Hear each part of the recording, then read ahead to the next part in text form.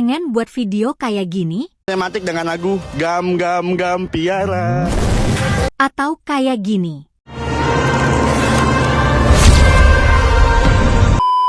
Halo para calon videografer sukses, kalian pernah kepikiran nggak bikin video kayak di film-film dan video klip musik?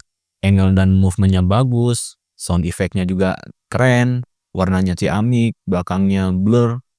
Nah, di video kali ini, saya akan membagikan cara sederhana supaya video kalian lebih sinematik. Sebelum membahas ke tutorialnya, saya mau menjelaskan sekilas tentang apa itu sinematik. Sinematik video merupakan video yang dibuat dengan style yang menyerupai film-film layar lebar, mulai dari praproduksi hingga pasca produksi. Banyak juga yang salah kaprah tentang sinematik ini ya, contohnya di video ini. Kita akan melakukan sinematik dengan lagu Gam Gam Gam Piara. Tentunya membuat video sinematik bukan dengan cara melempar sendal dan menggunakan musik seperti itu ya. Banyak yang akhirnya mereka membuat video jedak-jeduk lah, pakai template CapCut. Ya tentu sinematik bukan hanya seperti itu. Oke, balik lagi ke topik utama. Berikut adalah langkah-langkah sederhana agar video kalian lebih sinematik. Yang pertama, menggunakan aspek rasio anamorphic. Seperti yang kita ketahui, film layar lebar tidak memakai aspek rasio 16:9. Melainkan menggunakan aspek rasio 2,35:1 atau sering disebut anamorphic. Sederhananya, anamorphic merupakan garis hitam di atas dan bawah video tuh. Untuk bisa menciptakan aspek rasio tersebut, kita harus menggunakan lensa anamorphic. Bagi yang belum punya lensa anamorphic, kalian bisa mengakalinya di editing tentunya.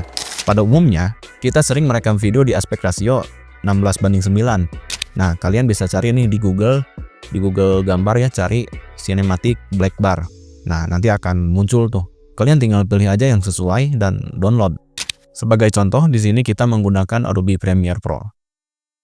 Nah, kalau udah tadi di-download, lalu masukkan video kalian yang rasionya 16:9 ke timeline. Masukkan juga cinematic black bar yang udah kalian download tadi ke atas video kita di timeline. Apabila posisinya tidak sesuai, kita bisa atur dulu scale-nya atau posisinya agar sesuai. Cara yang kedua bisa menggunakan efek crop. Caranya, kita klik New Item di sini, di tab Project, lalu pilih Black Video. Tarik Black Video tersebut ke atas video kita di timeline, lalu duplikat Black Video dengan cara tekan Alt pada keyboard, tahan, lalu klik, tahan, tarik ke atasnya, sampai jadi dua kayak gini.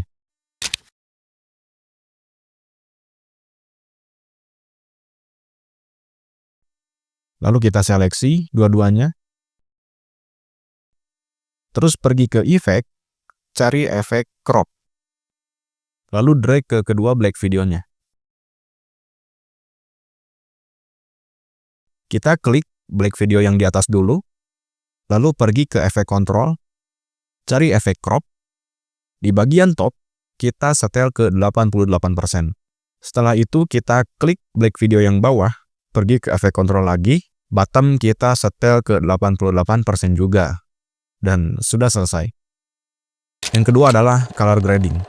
Color grading ini sangat diperlukan untuk video sinematik, karena color grading berperan untuk menentukan mood video kalian itu seperti apa. Apakah sedih, tegang, atau senang. Untuk tutorial color grading step by step kayaknya nggak akan saya bahas di video ini ya, karena tutorialnya cukup panjang. Tapi kalian jangan khawatir, kalian bisa tonton video saya yang ini nih. Di situ saya sudah menjelaskan tutorial menjiplak color grading dari film sesuai mood yang kalian pengen. Yang ketiga adalah bokeh. Bokeh merupakan bagian blur di belakang subjek yang diciptakan dari lensa dan kamera. Sebetulnya ini masuknya di tahap produksi ya, bukan fase produksi. Tapi nggak apa-apa lah. Nah, untuk menciptakan bokeh, kalian harus menggunakan lensa yang bukaannya gede.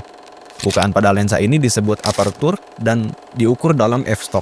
Contohnya kayak lensa fix Canon 50mm f1.8 misalnya.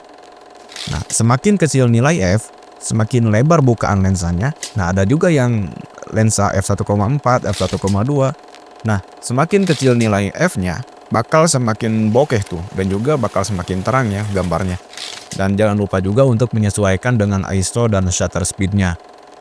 Untuk informasi lebih lanjut, kalian bisa tonton video saya yang ini nih.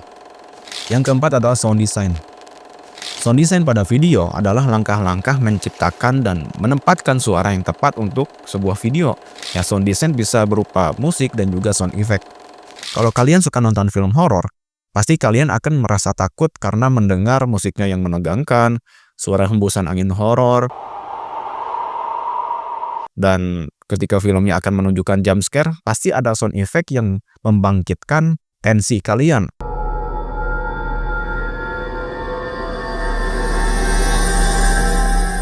Sehingga kalian merasa tegang, takut, bahkan kaget. Nah, itulah peran sound design gitu. Bayangin kalau film horor nggak ada sound design-nya. Adem-adem aja gitu, nggak ada takutnya, nggak ada tegangnya.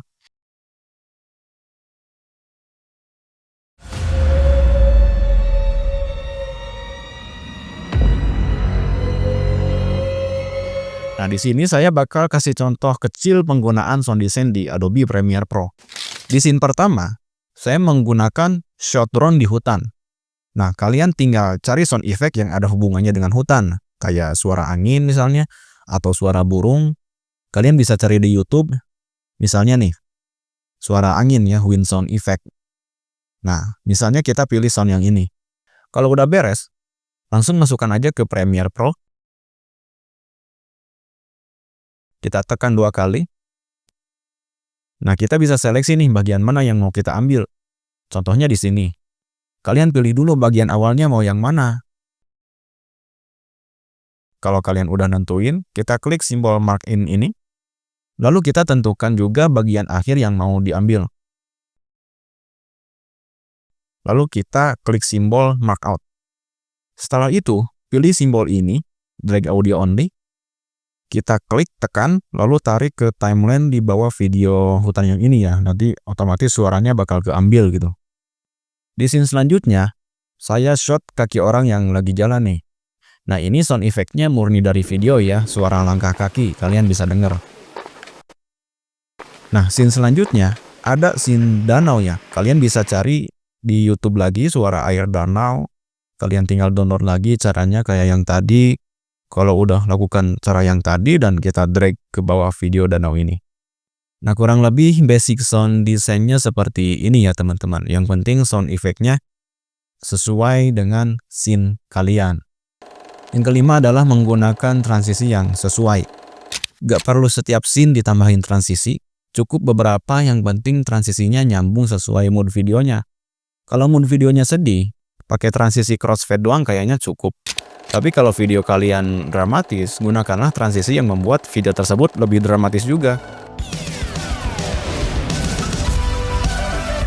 Untuk tutorialnya, saya nggak bakal buat di sini, tapi saya akan membuat video tutorial transisi dalam video nanti ya. Jangan lupa buat share video ini ke teman-teman kalian dan subscribe channel ini supaya bisa terus berkembang dan bisa membahas tips videografi lebih luas lagi. Semoga bermanfaat. Assalamualaikum.